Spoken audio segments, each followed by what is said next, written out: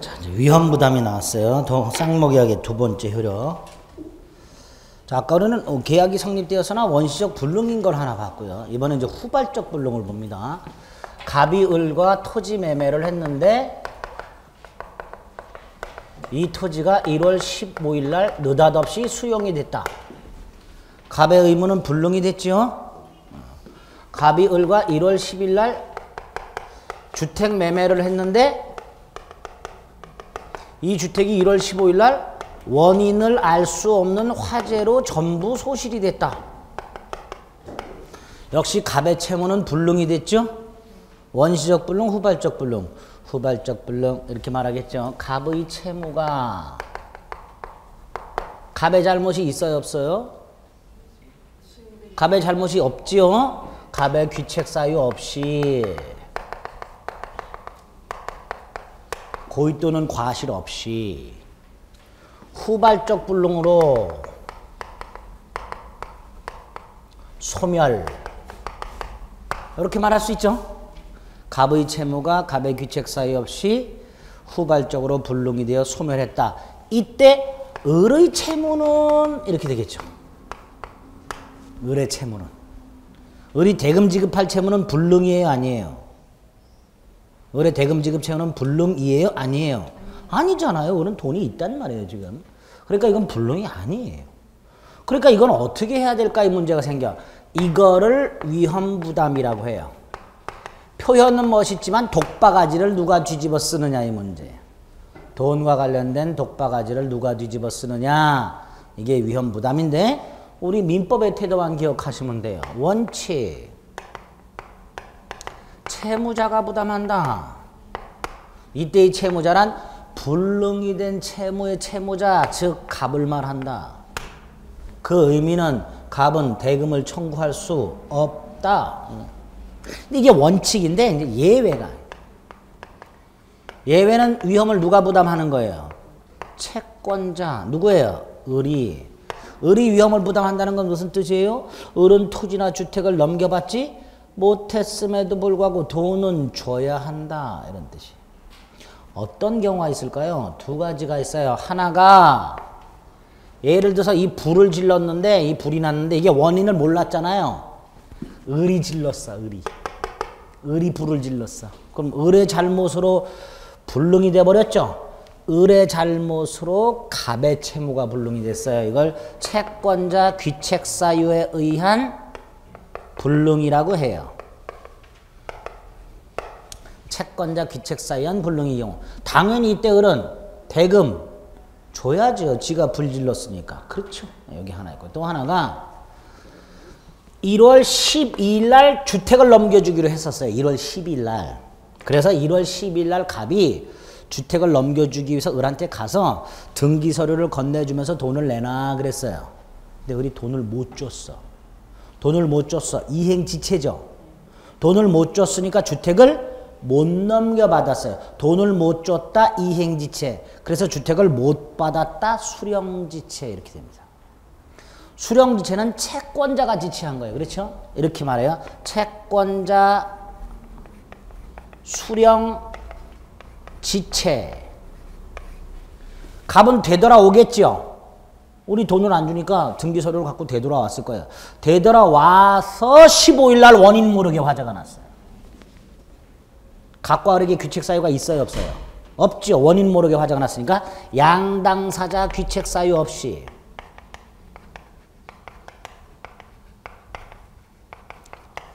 불능이 돼버렸어요. 자, 이때 원래 정상적이라면 갑이 주택을 넘겨주고 돈을 받은 상태에서 그 상태에서 불이 났어야 되잖아요. 정상적이라면. 그렇죠. 근데 을이 미적미적하느라고 못 넘겨받고 있다가 불이 났으니까 정상적인 상태로 되돌리려는 거예요. 그러니까 을은 대금을 지급하라는 거예요. 그러니까 채권자가 위험을 부담하는 경우에 이 두 가지가 생기게 됩니다. 근데 요거는 추가적으로 요런 문제가 생겨요. 갑의 입장에서는 지금 토지나 주택을 못 넘겨줬죠. 그런데도 돈을 받았죠.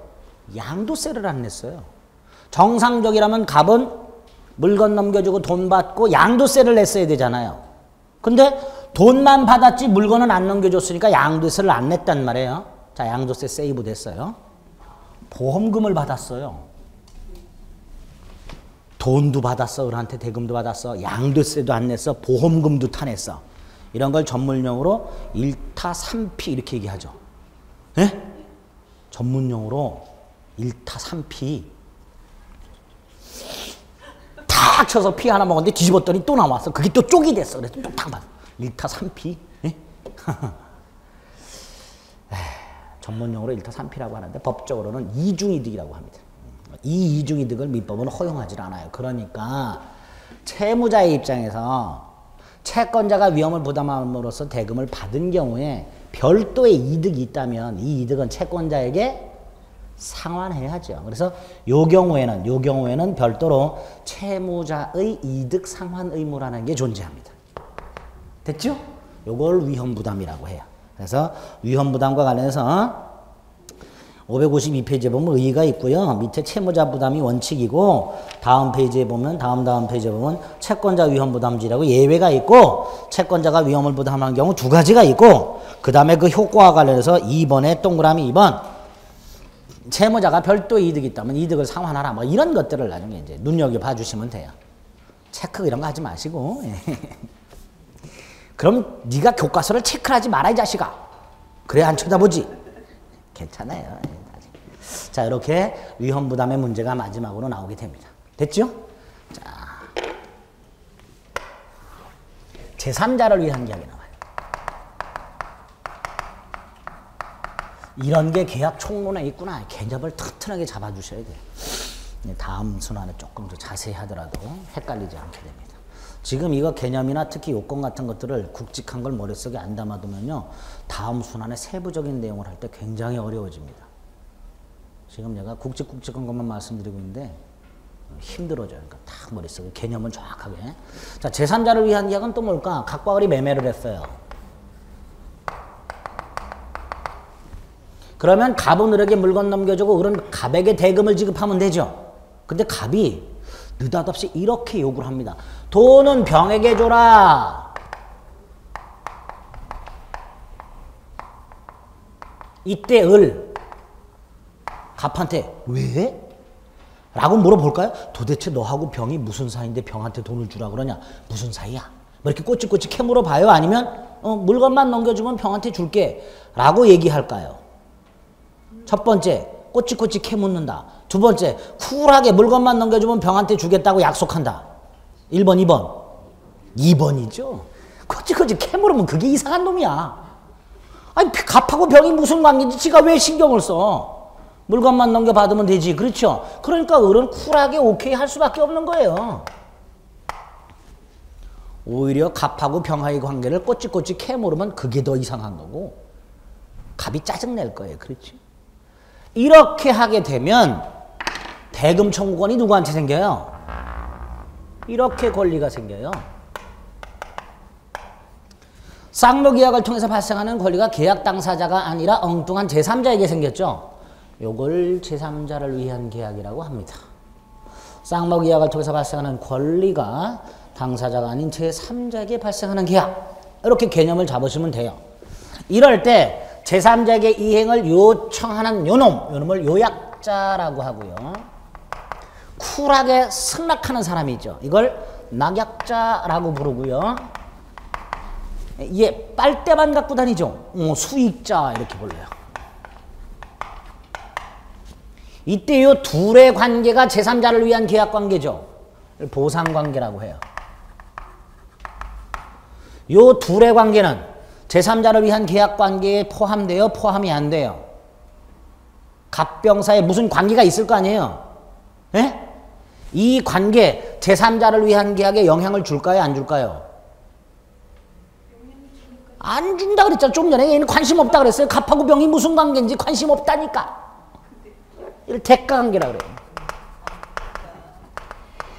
아무런 영향을 안 줘요. 이 대가관계는. 갑하고 병이 무슨 뭐 이상스러운 관계든 정상적인 관계든 관계가 있든 없든 병은 관심 없어요. 아까 관심 없다. 을은 관심 없다 그랬어요. 그러니까 대가관계는 제3자를 위한 계약에 아무런 영향을 주지 않는다. 이 머리에 꽉 박으셔야 돼요.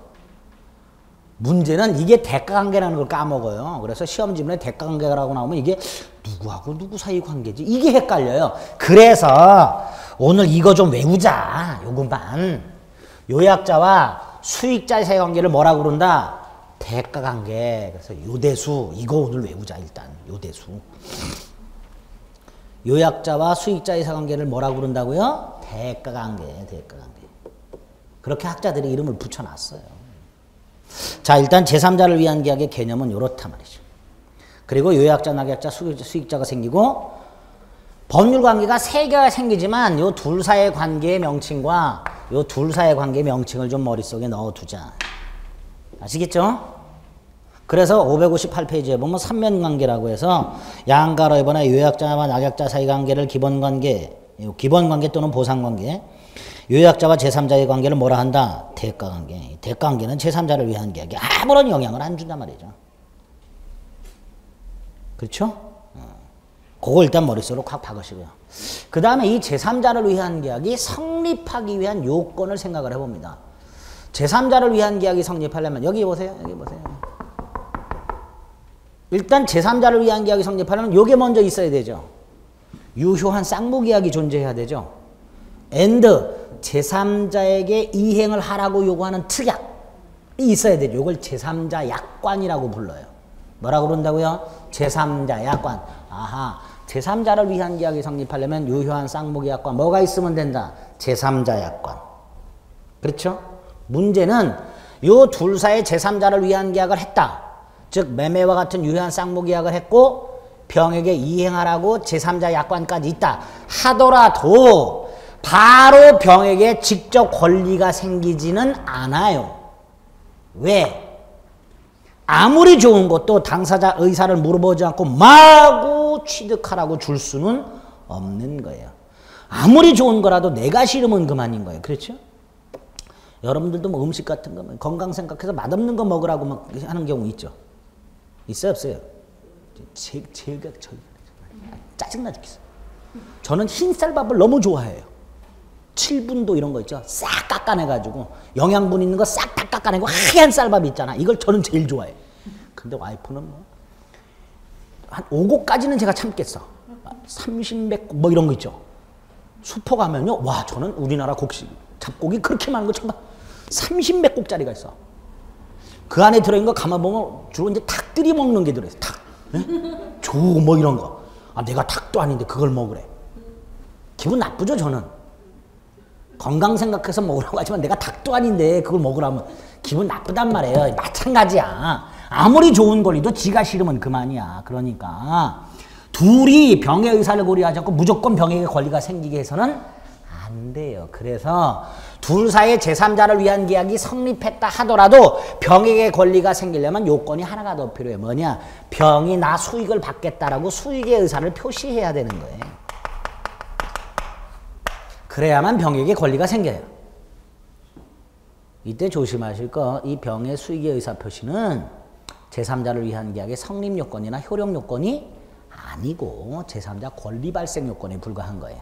이게 없다 하더라도 제3자를 위한 계약은 유효하게 성립합니다. 두 번째, 이거 형성권이에요. 병이 을에게 채무자에게 수익의 의사를 일방적으로 표시합니다. 이때 형성권의 경우에는 행사 기간에 문제가 생겨요. 우리 취소권에서도 봤죠? 뭐 10년, 3년 내에 행사라 이런 거. 에? 이것도 마찬가지예요. 얘가 언제까지 을에게 수익의 의사를 표시해야 되느냐 이 문제가 생겨요. 보통은 갑과 을이 제3자를 위한 계약을 할 때 이 기간을 정해. 근데 정하지 않으면 10년이에요. 형성권 행사 기간은 당사자가 그 기간을 정하지 않으면 몇 년이라고요? 10년. 그러니까 만약에 갑과 을이 제3자를 위한 계약을 하면서 제3자가 수익의 의사 표시할 수 있는 기간을 정하지 않으면 몇 년이야? 10년. 그럼 얘의 입장에서는 어때요? 얘가 수익의 의사를 표시하지 않고 있다면 얘는 권리가 안 생겼으니까 을도 의무가 없는 거예요, 얘한테. 그럼 얘는 병한테 돈을 못 주니까 갑으로부터 물건을 못 받아요. 최대 몇 년? 10년간 못 받는다는 문제가 생겨요. 그렇죠? 을 속 터지겠죠? 그래서 이런 경우 형성권이라는 게 누군가에게 있는데 그 형성권 행사 기간을 정하지 않아서 10년의 기간이 정해질 때 10년의 기간이 행사기간이 정해질 때 상대방이 항상 물어볼 수 있도록 해놨어요. 이걸 최고라고 합니다. 우리 무권대리에서 본 적 있죠? 본인이 추인이나 추인 거절을 하지 않고 있을 때 상대방이 본인에게 물어볼 수 있었잖아요. 똑같은 게 여기도 있어요. 채무자가 수익자, 제3자를 상대로 수익 여부의 확답을 최고할 수 있다. 이렇게 해놨어요. 이때 얘가 확답을 하면 좋은데 안 했을 때, 즉 을이 최고를 했는데 확답을 받지 못했을 때, 그때 수익을 거절한 것으로 본다. 이렇게 해놨습니다. 수익의 의사표시에서 그런 걸 조심을 해주셔야 돼요. 됐죠? 결국 제3자를 위한 계약이 성립이 되었다 하더라도 병은 수익의 의사를 표시하기 전에는 아무것도 아니에요. 수익의 의사를 표시해야 권리가 생기는 거예요. 그렇죠? 그렇게 수익의 의사를 표시해서 권리가 생긴 다음에는 요약자나 낙약자는 제3자의 권리를 합의를 통해서 변경시키거나 소멸시킬 수 없도록 해놨습니다. 이걸 제3자를 위한 계약이라고 하게 됩니다. 여기에 이제 추가적으로 몇 가지 문제가 생기는 게 있어요. 예를 들어서 얘가 수익의 의사를 표시했는데 얘가 이행을 안 한 경우 어떻게 처리할까? 두 번째, 이 둘 사이에 무슨 사기나 강박이 있었던 경우는 어떻게 처리할까? 계약이 무효나 취소가 되었을 때 선의의 제3자 보기정이 있을 때 얘가 그 제3자에 포함이 되냐 안 되냐, 뭐 이런 부수적이고 약간 까다로운 문제들이 생겨요. 그런 문제들이 생기는데 그런 건 지금 생각하지 마시고 제3자를 위한 계약이 어떤 거다, 이게 어떻게 성립한다, 그리고 제3자의 권리가 그냥 생기는 게 아니라 수익의 의사표시라는 걸 해야 생긴다, 이거 행사 기간에 문제가 생긴다, 이런 것들을 쭉 머릿속에 염두에 두시면 돼요. 아시겠죠? 이걸 제3자를 위한 계약이라고 합니다. 그래서 559페이지 제3자의 지위, 제3자의 권리 취득 요건 뭐 이런 것들을 좀 조심해 주시면 되겠고, 다음 페이지 560페이지 요약자와 낙약자에 대한 효력 중에서 양가로 2번 540조 채무자의 수익자에 대한 최고권 이런 게 있어요. 자, 제3자를 위한 계약에서 하나 또 주목하실게요. 요 낙약자를 채무자로 고정시켜 놨어요. 조문에서는 낙약자를 뭐로 고정시켜 놨다고요? 채무자. 그래서 제3자를 위한 계약의 조문에서 나오는 채무자란 누굴 말한다? 낙약자를 말한다. 이런 것들은 이제 조문 읽을 때 조금 주의를 해 주시면 되는 거예요. 됐죠? 그게 제3자를 위한 계약입니다. 자, 이제 총론 하나 남았습니다. 해제.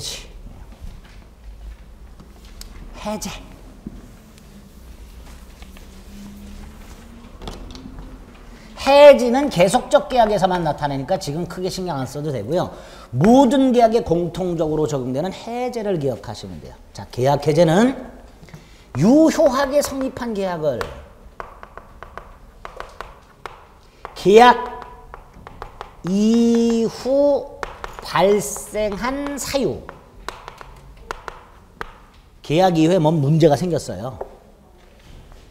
이걸 근거로 계약을 소급해서 소멸시키는 일방적 의사표시 이렇게 돼요. 요게 해제예요. 해제 개념 속에 들어있는 거예요.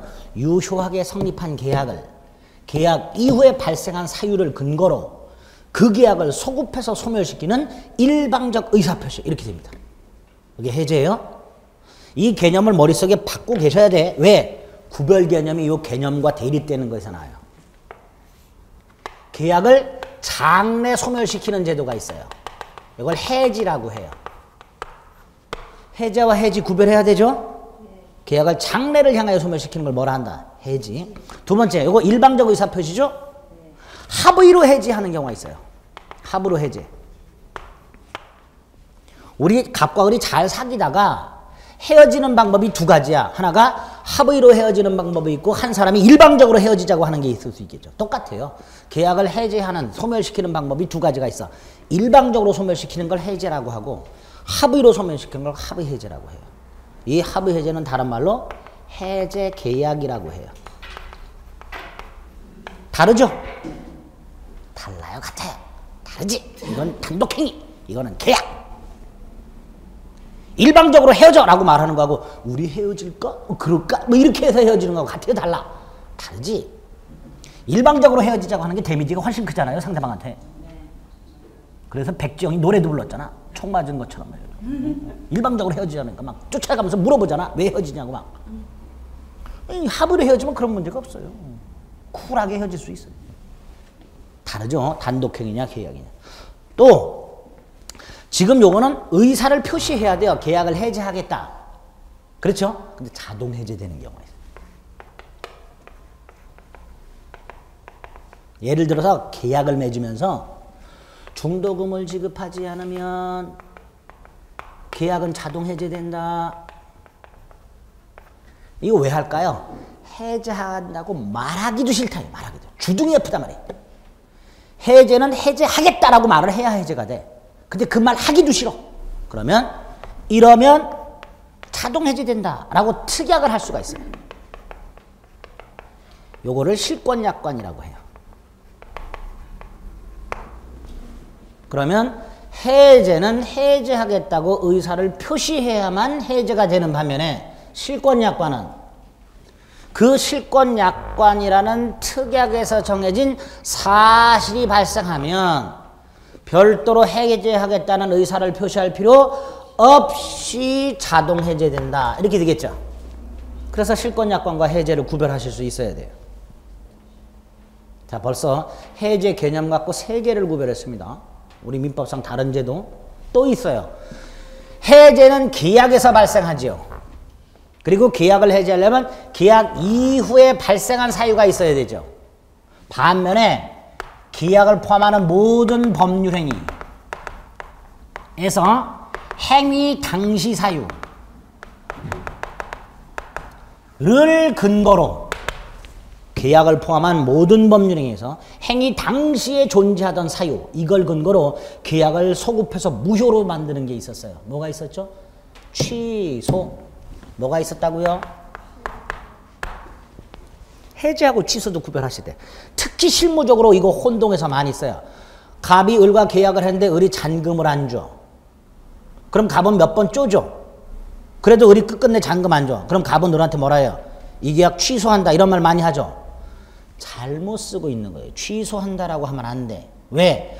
계약을 하고 을이 잔금을 치르지 않는 것은 계약 당시 사유예요? 계약 이후 사유예요? 계약 이후 사유. 이럴 때는 해제한다라고 말을 해야 돼요. 취소한다라고 말을 해서는 안 됩니다. 잘못 쓰고 있는 표현이에요. 아시겠죠? 그래서 해제는 계약에서만, 그것도 계약 이후 발생한 사유를 가지고 소멸시킴에 반하여, 취소는 계약을 포함하는 모든 법률에서 행위 당시 존재하는 사유를 가지고 소멸시키는 것을 취소라고 합니다. 구별하셔야 되죠? 마지막 하나가 남는, 이건 쉬워요. 해제는 계약을 소멸시키는 거예요. 반면에 철회는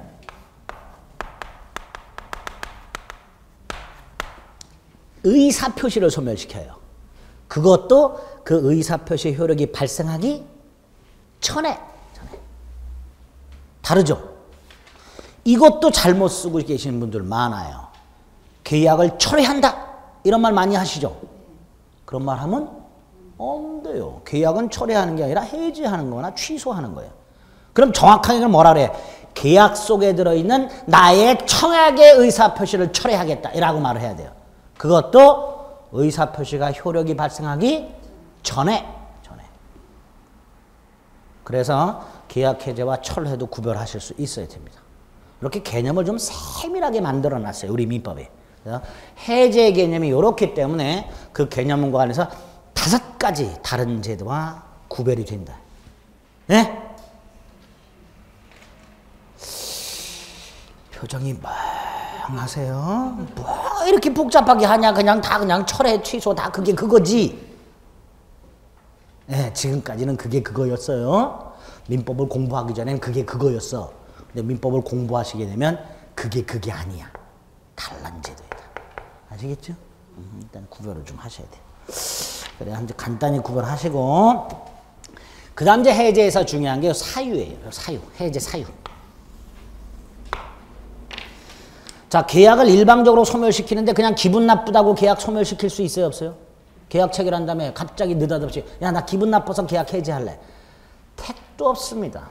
해지하려면 해제하기 위한 사유가 분명히 존재해야 돼요.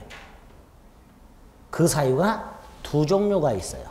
당사자들이 약정한 게 있고 법에서 정해놓은 게 있어요. 이걸 각각 약정 해제 사유, 법정 해제 사유 이렇게 부릅니다. 이렇게 각각의 사유에서 발생하는 해제권을 각각 약정 해제권, 법정 해제권 이렇게 불러요. 그 중에서 법정 해제권이 중요합니다.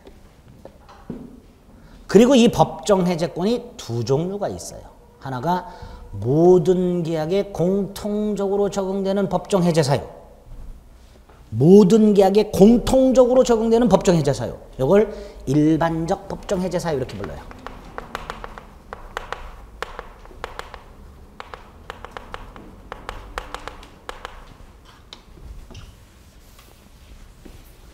또 하나가 개별 계약에 가면 이럴 때 해지할 수 있다 이런 규정을 둔 게 있어요. 개별 계약에 뭐 매매나 임대차나 이런 임대차는 없겠지만 개별 계약에 가면 개별 계약에 이럴 때 요 계약을 해지할 수 있다라고 정해놓은 게 있어요. 이걸 개별적 해지 사유 이렇게 불러요.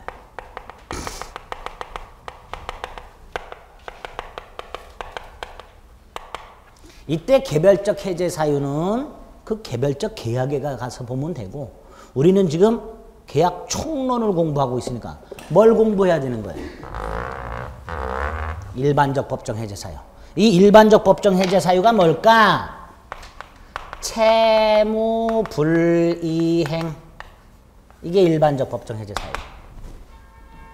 채무 불이행은 또 뭘까? 채무자가 고의 또는 과실로 자신의 채무를 이행하지 않고 있는 거, 이게 채무 불이행이에요. 돈을 줘야 될 매수인이 돈을 안 주고 미적미적하고 있다. 물건을 넘겨줘야 될 매수인이 물건을 안 넘겨주고 미적미적하고 있다. 6시 반까지 와서 강의를 하겠던 이정환이 와가지고 강의는 안 하고 노닥노닥하고 있다. 이런 게 뭐예요? 채무 불이행이 되는 거예요. 고의 또는 과실로 채무를 이행하지 않고 있는 거. 이게 두 가지 유형이 있어요. 하나가 이행할 수 있는데 이행 안 하고 있는 거, 이행지체. 아예 이행할 수 없는 거, 이행불능. 이정환이 밖에서 노닥노닥해. 할 수 있는데도 안 하고 있어. 이게 이행지체. 오긴 왔는데 미안해서 못 들어와. 왜 못 들어와? 목이 완전히 갔어. 이러고 있어. 그래서 왜 저런가 봤더니 전날 노래방에서 노래를 3시간을 불렀어. 제 잘못이죠? 그래 안 그래? 불행하게 저는 3시간을 불러도 목이 쉬진 않습니다. 한 30시간 정도는 불러야 타고난 성대를 갖고 있어요. 안 쉬어. 짜증나 어떨 때는. 소리를 고래고래 질러도 안 쉬어요. 지금까지 태어나서 한 번 정도 쉬어봤나? 목이. 안 쉬어. 이 짜증나. 어쨌거나 할 수 있는데 안 하고 있는 게 이행지체고요. 할 수 없는 게 이행불능이에요. 이게 다 채무자의 귀책 사유에서 발생한 거예요. 그리고 이행지체가 또 두 개가 있어요. 보통의 이행지체하고 정기행위 이행지체하고. 요게 민법이 규정하고 있는 일반적 법정 해제 사유입니다. 요게 민법이 규정하고 있는. 이제 요런 상황일 때 해제권이 어떻게 해야 발생하는가 이걸 민법이 규정을 해놨어요. 예컨대 보통의 이행지체 같은 경우에는 한번 짜요. 상당한 기간을 정해서 이행을 최고하고 그래도 이행하지 않으면 계약을 해지할 수 있다. 뭐 이렇게 해놨고 이행불능 같은 경우에는 이행을 못하니까 할 수 없는 상태니까 짜봐야 의미가 없죠. 그러니까 이럴 때는 이행을 독촉할 필요 없이 바로 계약을 해지할 수 있다. 뭐 이런 것들을 규정을 해놨습니다. 그걸 나중에 세부적으로 볼 거예요. 어쨌든 요렇게 해제 사유가 틀이 잡혀 있다. 머릿속에 딱 박으셔야 돼요. 544조부터 쭉 나옵니다. 됐죠? 자, 요런 해제 사유가 있을 때만 계약을 해지할 수 있다. 자, 이게 있어. 그래서 해제권이 생겼어. 얘가 대금을 안 줘. 보통의 이행지체. 짰어. 언제까지 해라. 그래도 안 해. 그래서 갑에게 해제권이 생겼어. 자, 이거 꼭 해제를 해야 될 의무가 있을까요, 갑에게? 없죠. 권리라는 건 행사할지 말지가 권리자의 자유예요. 그러니까 해제권이 생겼다 하더라도 행사 여부는 갑의 자유야. 그러니까 둘로 나가요. 행사하는 경우와 행사하지 않는 경우. 이렇게 나눠지겠죠? 그래 안 그래? 네. 이럴 때 행사할 때는 어떻게 할까? 방법. 가끔은 계약을 해지하고 싶을 때 꼭 내용 증명 보내야 되나요? 뭐 이렇게 물어보시는 분들. 아, 분류식이에요. 문자 띠디딕 해도 돼요. 전화해서 말로 해도 돼요. 그러니까 일정한 방식은 정해져 있지 않아요. 어쨌든 해제 방법과 관련된 몇 가지는. 그 다음에 효과가 나와요. 계약을 해제했을 때 어떤 효과가 있을까? 일단 가장 기본적인 게 뭐예요? 계약은 소급해서 소멸? 이게 기본이잖아요. 그렇죠? 근데 부수적으로 이런 효과가 나타나. 아직 이행을 하지 않은 상태라면 그걸로 끝이면 돼. 근데 만약에 이행을 일부나 전부라도 한 상태야. 그럼 돌려주고 돌려? 받아야 되겠죠. 원상회복이라고 불러요. 하나가 더 생겨. 요 놈이 채무를 불이행했죠. 갑 뚜껑 열렸죠. 갑은 계약 해제하고 준 거 돌려받는 걸로는 성이 안 차요. 따로 뭘 청구할까요? 손해배상.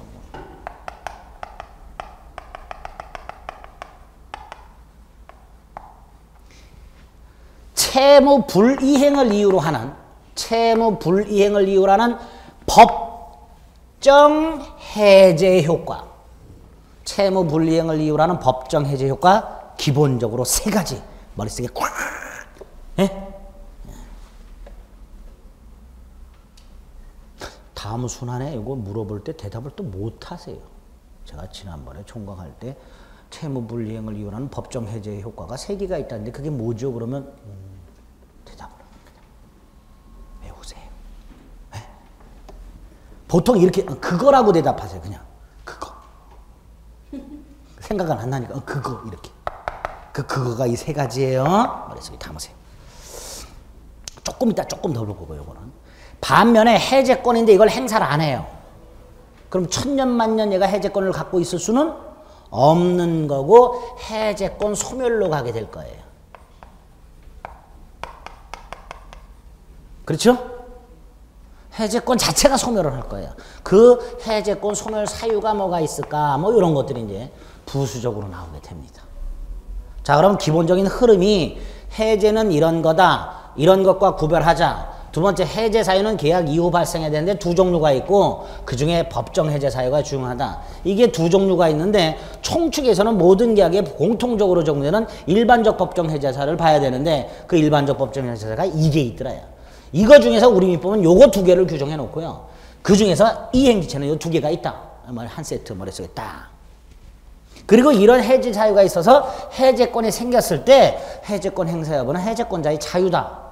이럴 때 해제권을 행사하는 경우와 행사하지 않는 경우로 당연히 경우의 수를 나눠야 되고 행사했을 때는 이런 효과가 나타나고 행사하지 않고 있을 때는 해제권을 소멸시킬 필요가 있더라. 그 사유가 뭐냐. 이렇게 나눠지게 되는 거예요. 이게 해제의 기본적인 뼈대가 되는 거예요. 됐죠? 그 중에서는 요것만 잠깐 더 봅니다. 계약 해제 효과. 갑과 을이 계약을 했는데 계약을 해제하게 되면 계약관계가 소급해서 소멸한다 그랬어요. 그렇죠? 여기까지는 별 문제가 없는데 이런 경우요. 계약의 소급 소멸에서는 아주 심각한 문제가 하나 생겨요. 이런 경우. 자, 우리가 물권법 총론에서 봤던 조금 어려웠던 거를 기억을 더듬더듬 하셔야 돼요. 갑과 을이 1월 10일 날 계약을 했다. 을이 중도금까지 준 상태다. 잔금만 지급하면 등기를 넘겨받는다. 근데 을이 잔금이 부족해. 그래서 갑을 불러서 이렇게 얘기를 해. 나를 믿냐? 믿는다. 그러면 등기를 먼저 넘겨달라. 그랬더니 갑이 왜? 잔금이 좀 모자라는데 나한테 먼저 등기를 넘겨주면 내 이름으로 담보대출을 받아서 나머지 잔금을 치르겠다. 못 믿겠다면 은행에 같이 가도 좋다. 뭐 이렇게 말해요. 그래서 그래, 알았어. 을한테 등기를 먼저 넘겨줘요. 자, 을은 소유권 취득했죠. 그럼 당연히 약속대로 담보대출을 받아서 잔금을 치러야 되죠. 담보대출을 받았어. 이 자식이 안 줘. 잔금을 안 줘. 그럼 갑은 어때요? 쪼겠지. 왜 안 주냐? 빨리 내놔라. 끝끝내 안 줘. 그럼 갑은 어떻게 해야 돼? 을이 끝끝내 잔금을 안 주면 갑은 어떻게 해야 돼? 해제해야지. 이런 상황이 있을 수 있죠. 그런데 우리가 물권법에서 봤어. 계약이 소멸하면 계약만 소멸하는 게 아니라 물권 변동도 소멸한다 그랬죠. 그러니까 갑이 계약을 해제하면 을 등기 말소할 필요 없이 소유권은 갑에게 복귀. 기억나세요? 예? 괜찮아.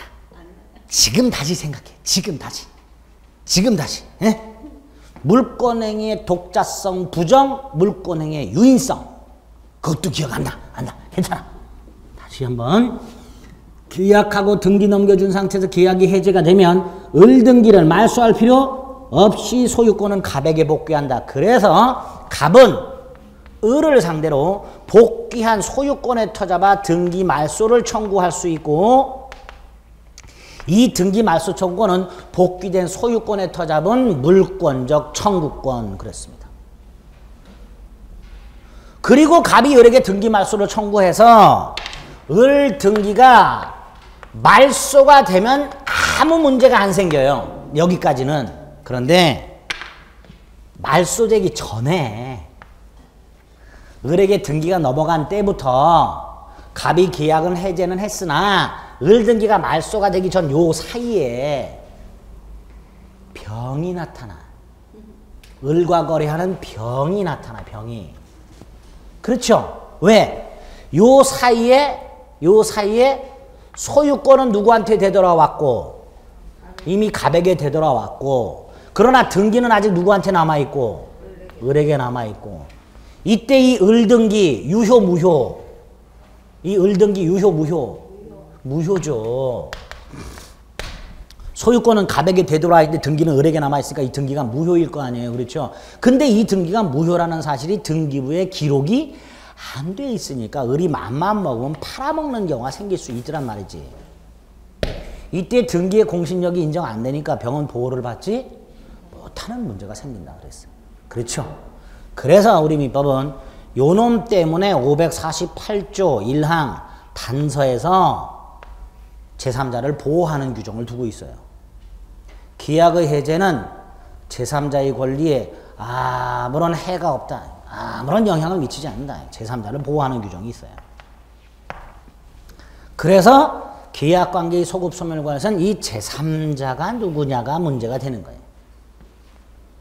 이때 우리 판례가 둘을 나눠요. 제3자를 두 부류로 나눠요. 어떻게 나누냐?